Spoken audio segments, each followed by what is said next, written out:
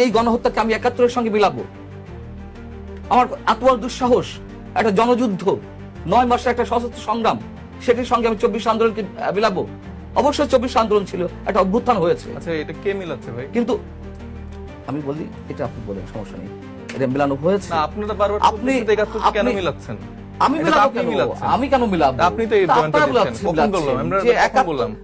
৭১ সাথে আমি তো আপনি এখন বলেন, নিজে অন লাইভ তো আমি ক্লিয়ার করেছি যে ৭১ সাথে তো আমি কখনো ২৪ এর কে কম্পেয়ার করিনি। এটা এখন বলছেন। এটা আপনারা বলছেন ভাই, আপনি বলছেন স্পেসিফিক্যালি। আপনাদের অত্যব্য বিবৃতি আছে। কোথা আপনাকে দেখান? ৭১ সাথে আমরা ২৪ অবশ্যই দেখাবো। দেখান, বলেন। অবশ্যই দেখাবো।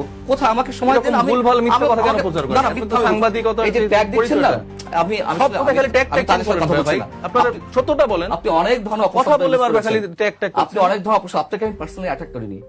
আপনাকে পার্সোনালি আমি একবারের জন্য আমি আপনাকে কোন পার্সোনালি অ্যাটাক করছি? আপনি বারবার হচ্ছে যে সাংবাদিক সমাজ, আপনি জুলাই গণঅভ্যুত্থানকে আপনি আওয়ামী লীগের শেখ হাসিনা জুলাই যারা শহীদ হয়েছেন তাদেরকে নিয়ে ছোট করছেন। আপনাকে এটা কে দিয়েছে? তাদের কোথায় ছোট? আপনি তাদেরকে ছোট করছেন কেন? কোথায় ছোট? আর আমরা কখন তাদেরকে ৭১ এর সাথে মিলাচ্ছি?